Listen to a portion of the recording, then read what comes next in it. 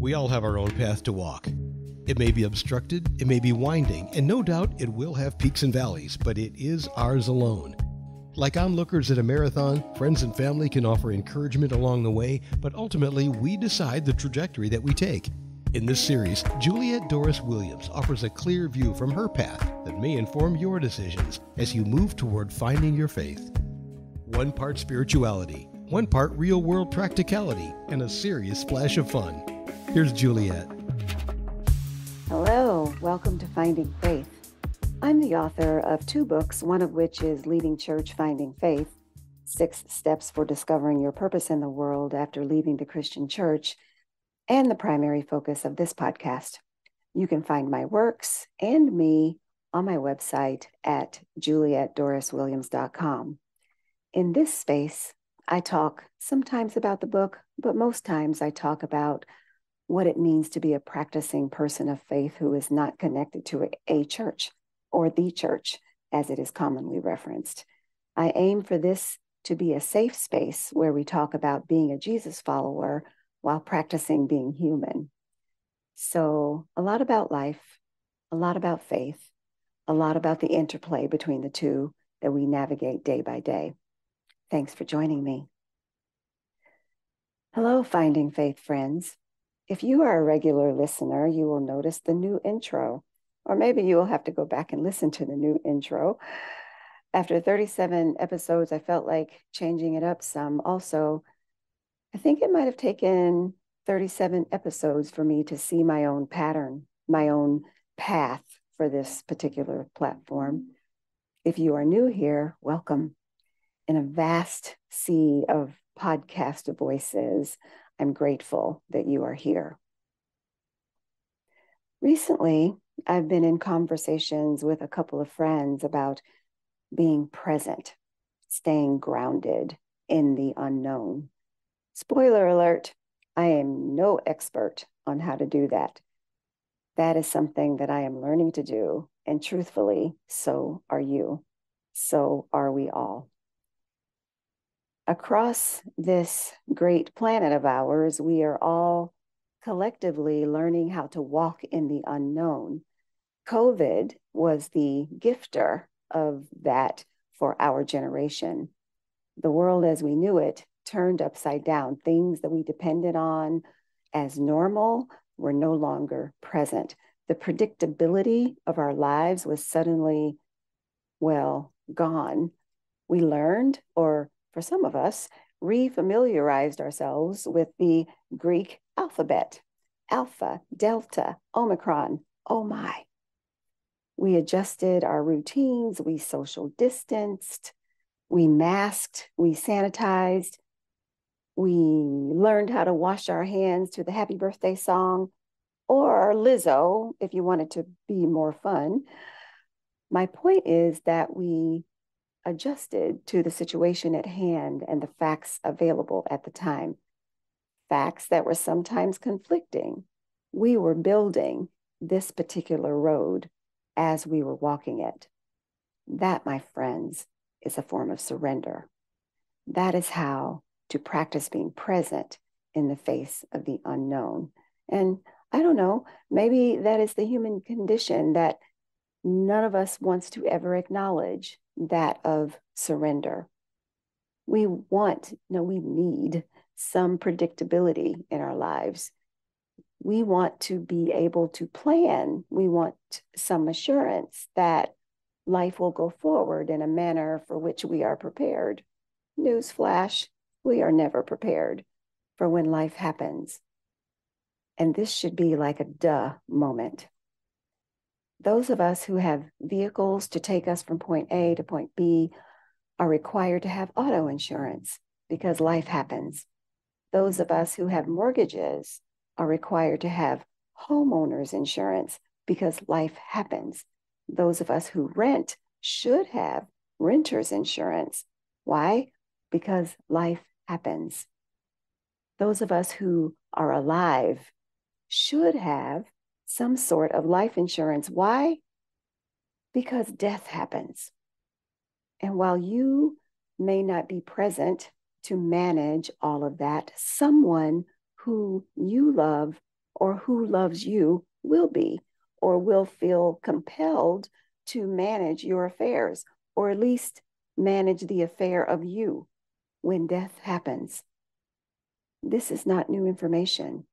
We all know this. The one thing that is very predictable about life is that death happens. Everything else in between, that part between birth and death, all of that is fraught with unpredictability. That is not to say that we can't employ choice. Our choices, each of our decisions, set us on a path. I mean, what if we looked at it like that? Choice, decision, path. We can make the choice. We can decide at that moment. The path begins at that moment. Everything after that moment is the unknown path. Heck, we won't even know if the choice that led to that decision was even the correct decision until we've gone down the path a pace. That could be miles down the path. Those miles could be hours, days, years, or even decades.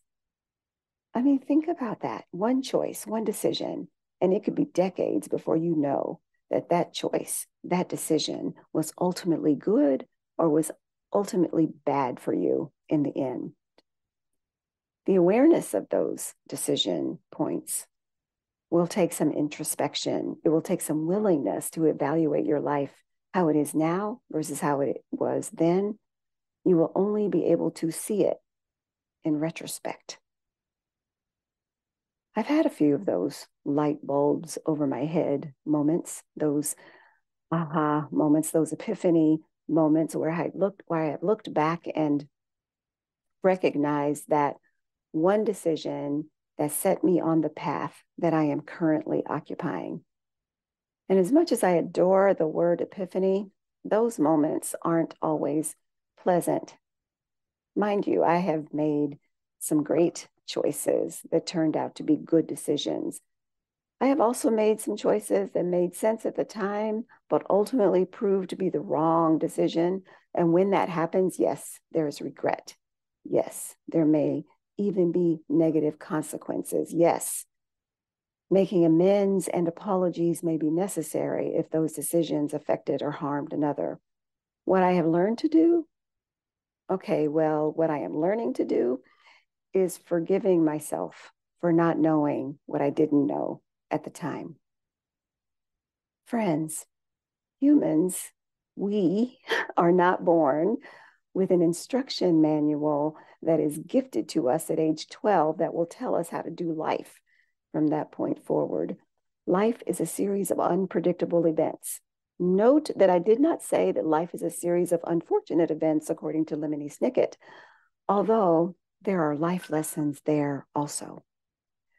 While we want to know and learn as we go, and this is actually how that happens, but the wisdom we gain, sometimes the wisdom that is hard fought for, only comes in the retrospective review of where and how we started and how it's going.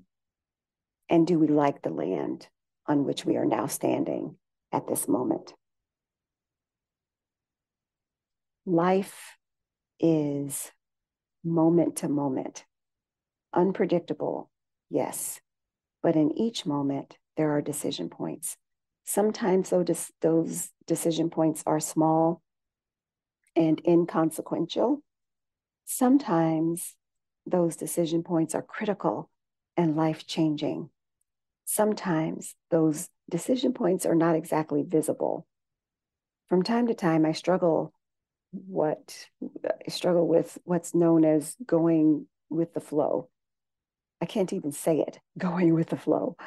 I have what I think is probably what Anne Lamott calls a tiny control problem. I want to be in control, or at least feel like I'm in control of my life path. Unfortunately, the universe keeps reminding me that you have no control, silly. Why are you swimming against the current, my girl? Stop it. Just float. This swimming against the current phenomenon shows up in the most obvious of ways. You encounter resistance. people in your way, processes that will not yield, circumstances outside of your hands of immediate control, and you can't change course. You can't retreat. All you can do is take your hands off that immovable steering wheel and just coast or just float. This is hard stuff for we tiny control freaks. We must be about the business of doing something, doing anything to affect the outcome of this presenting situation or circumstance. And sometimes you just can't do anything except surrender. Surrender to the flow. Move to the passenger side or the back seat of the situation and let someone else take the lead. Surrendering is not a bad thing. Surrendering is an invitation. Yes, an invitation to go with the flow, but also a silent prayer. Ian Van Zandt says, all things are lessons that God would have us learn. What is the universe? What is God asking of us in this moment? And because this is a podcast about finding faith, what does God need me to do or fulfill in this moment that is not focusing on my own needs? That tiny control thing that a lot of us have, at its core, it's about protecting ourselves from the great unknown, which we have told ourselves is a scary, scary thing. This is a story in our heads because remember, no instruction manual, no crystal ball. We have no idea what's coming or where we are headed. We live from present moment to present moment. And yes, friends, Juliet is absolutely aware how difficult this is, painfully aware. And if it were easy, well, I wouldn't have to do a podcast about it now, would I? It isn't easy, not at all, but it's doable. On the side of my desk, taped to the side of the bookcase, is something that has traveled with me for more years than I can tell you. So long, in fact, I no longer remember where or how I got it. It is a quick summary from this book entitled The Fourfold Way, Walking the Paths of the Warrior, Teacher, Healer, and Visionary by Angeles Arrien. I'm sharing it with you here. There is power in your very presence. Show up. Pay attention to what has heart and meaning. Tell the truth without blame or judgment. Be not attached to outcome. Let go. Surrendering is an invitation to show up as your whole self. Surrendering is asking you to simply pay attention. Occupy this moment. Stand here. Be here now. Surrendering is an offering, if called upon, your truth, your experience, and wisdom up to the now. Surrendering is yielding focus on the outcome, merely focusing on the journey. Life isn't always like this, my friends, but we can't escape from these moments when we encounter them. So in those moments, take a breath, lean back, and float. That's all for now. Thanks for listening. Until next time, this is Finding Faith.